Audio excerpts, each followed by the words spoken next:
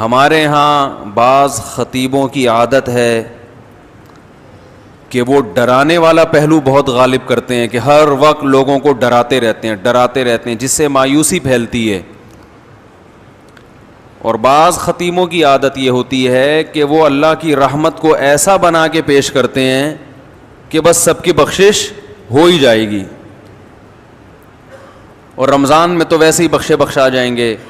جمعے کو مر گئے تو بخش گئے, رمضان میں مر گئے تو پھر تو بخشش پہ مہر لگ گئی. اور اگر رمضان میں 27ویں رات کو مر گئے تو بے شک چرس پی کے مرے ہوں پھر بھی کہاں جائیں گے؟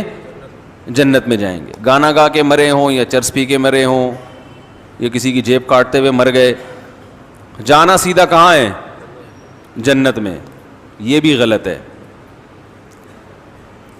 اس میں جو اعتدال کی بات ہے وہ وہی بات ہے جو اللہ نے بتائی ہے.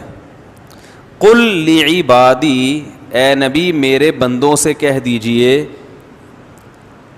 انی انا الغفور الرحیم, کہ میں غفور بھی ہوں اور رحیم بھی. وَأَنَّ عَذَابِي, لیکن یہ بھی بتا دیں کہ میرا جو عذاب ہے هُوَ الْعَذَابُ الْأَلِيمُ, وہ دردناک عذاب ہے.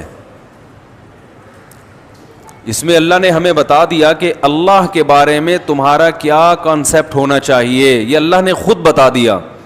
اس میں اللہ نے اپنا انٹروڈکشن کروایا, ان 3 طبقوں کو غلط قرار دے دیا. اس میں اللہ نے وہ طبقے جو ہر وقت اللہ کی رحمت ہی کو بیان کرتے ہیں اور لوگوں کو یعنی بے خوف کر دیتے ہیں کہ بس سب کی مغفرت ہونی ہے, رمضان میں مر گئے چرس پی کے مر جاؤ, کچھ بھی کر کے مر جاؤ, یتیم کا مال کھا لو, بہنے کی وراثت دبا کے بیٹھے ہوئے ہو, حج پہ کر جاؤ گے سب معاف ہو جائے گا, اور جناب مہر کھا گئے اور جناب وہ ابا سے بھی تمیز سے بات نہیں کر رہا, اماں سے بھی تمیز سے گانے بھی گا رہے ہیں اور پتہ نہیں کیا کیا ہو رہا ہے.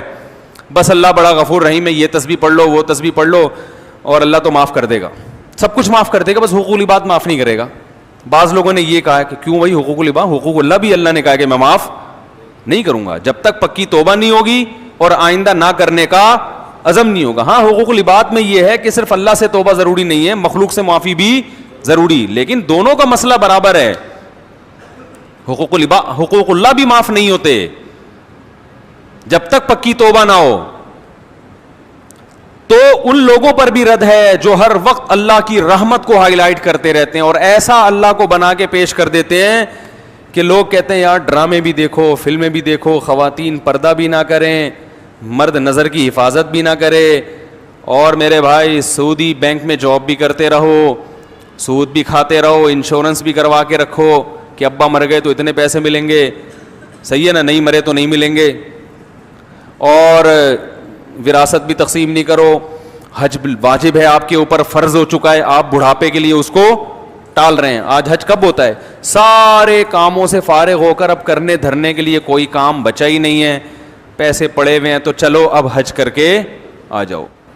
ہمارے حضرت فرما رہے تھے ایک دفعہ بیان میں کہ لوگ رمضان میں یہ تو بتاتے ہیں کہ بخشش ہوگی, روزہ رکھا, تراویح رکھی, بخشش پکی بخشش ہے, تیسرا عشرہ جہنم سے خلاصی, 27ویں رات میں تو جنت ہی جنت کا. یہ بھی تو حدیث میں آتا ہے کہ جو روزہ رکھ کے بھی جھوٹ نہ چھوڑے اس کو بھوک اور پیاس کے علاوہ کچھ بھی حاصل, اور جو تہجد پڑھ کے بھی برائی نہ چھوڑے اس کو رات کو جاگنے کے علاوہ کچھ بھی حاصل. یہ بھی تو حدیثیں ہیں. تو ایک طرف اللہ کی رحمت میں اتنا غلو کرایا جاتا ہے کہ لوگ گناہوں پہ جری ہونے لگتے ہیں, یار سب حلال ہے, سب کرتے رہو, بس یہ کر لیں گے, یوں کر لیں گے, ایک مسجد کے ڈبے میں چندہ ڈال دیں گے 5 روپے اور وائپر والے کو 5 روپے پکڑا دیں گے, شیشہ بھی صاف ہو جائے گا اور صدقہ بھی ہو جائے گا, عیدی سینٹر میں ایک بکرا دے دیں گے. اور یہ بھی جب دیتے ہیں جب اپنا کوئی مریض بیمار ہوتا ہے. اور دوسری طرف غلو کیا ہے, بعض حضرات اتنا ڈراتے ہیں کہ 4 آدمیوں کے علاوہ کوئی جنت میں, وہ 4 مشہور شخصیات سب جانتے ہی ہیں, ان میں 2 پاکستان میں ہیں, ایک سعودی عرب میں اور ایک مجھے بھی ذہن میں نہیں آ رہی, لیکن وہی جنت میں جائیں گے. انہوں نے ایسا دین کو بنا کے پیش کیا ہے کہ یہ سارے مولوی جہنمی ہیں بھائی, یہ سارے فرقہ پرست اور ان مولویوں کے پیچھے چلنے والے بھی سارے جہنمی, اور جناب جو اچھے اعمال ہیں وہ بھی قبول. تو اس لیے بعض لوگ جہنم کا ایسا بنا کے پیش کرتے ہیں, لگتا ہے کہ جنت میں جانے والے 4-5 آدمیوں کے علاوہ کوئی جنت میں نہیں جائے گا, اور ایسا اللہ کے عذاب سے ایسا ڈراتے ہیں. یعنی جہاں شریعت نے گنجائشیں رکھی ہیں اس کو بھی اتنا سخت بنا. ایک صاحب جماعت کی اہمیت پہ بیان کر رہے تھے کہ جماعت کی نماز اتنی ضروری ہے, اگر نہیں پڑھی جماعت سے تو یہ ہو جائے گا, اور اگر تم, بس کیا بتاؤں میں نے کہا یار انہوں نے, جماعت کی بڑی اہمیت ہے اسلام میں, لیکن حضرات فقہا نے قرآن و سنت ہی کی روشنی میں کچھ آزار بیان کیے کہ بھئی یہ عذر ہے تو جماعت سے نماز چھوڑ سکتے. میں نے کہا یہ اتنا سخت بنا کے انہوں نے پیش کر دیا کہ اب جماعت سے نماز پڑھنا لوگوں کے لیے آسان نہیں بلکہ مشکل. لوگ کہیں گے یار یہ تو ہمارے بس میں ہے ہی نہیں. حالانکہ فقہا تو دین کو زیادہ سمجھتے ہیں نا. انہوں نے بتایا کہ بھئی یہ آزار ایسے ہیں, آپ کو شدید بھوک لگ رہی ہے, آپ کے سامنے کھانا آ گیا, اب آپ کو ڈر ہے میں نماز پڑھنے جاؤں گا تو کھانا ٹھنڈا ہو جائے گا, تو آپ جماعت سے نماز چھوڑ سکتے ہیں. جہاں شریعت نے گنجائشیں دی ہیں وہ گنجائش دینی چاہیے, بلا وجہ نہ چھوڑیں, اور ایسا ہی بھی نہ ہو کہ روزانہ اسی ٹائم پہ کھانا پکوانا شروع کر دیں. 2 انتہائیں ہیں, تو اس میں اعتدال کا راستہ کیا ہے بھائی؟ اللہ کی ذات کے دونوں پہلو ہیں, عذاب بھی ہے اور رحمت بھی ہے, لیکن یہ بالکل برابر نہیں ہے.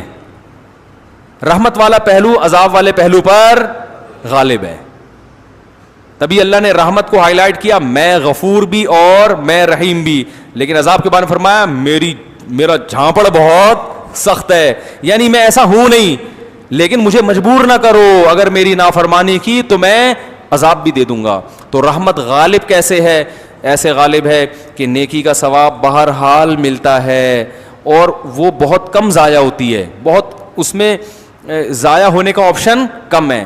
جبکہ گناہ کا عذاب لازمی نہیں ملتا, اس میں توبہ کا دروازہ کھلا ہوا ہے. توبہ کر لو گے تو معاف ہو جائے گا, توبہ نہیں کرو گے تو پھر اللہ کا کوڑا بہت سخت ہے. فرمائے ان ربک لبالمرصاد, تمہارا رب گھات میں بیٹھا ہوا ہے نافرمانوں کو پکڑنے کے لیے. ایک ایک چیز نوٹ کر رہا ہے, ایک ایک چیز دیکھ رہا ہے. اللہ تعالی ہمیں اپنے عذاب سے بچائے.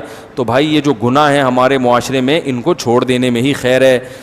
ہمت کر کے چھوڑ دیں, پھر اللہ کی رحمت ہے, اور ایسی رحمت ہوتی ہے تتنزل علیہم الملائکہ. اللہ فرماتے ہیں تم گناہ چھوڑو گے نا تو تمہیں جو ٹینشن ہوگی نا, اس ٹینشن کو ختم کرنے کے لیے میری طرف سے تمہارے دل پہ فرشتے نازل ہوں گے.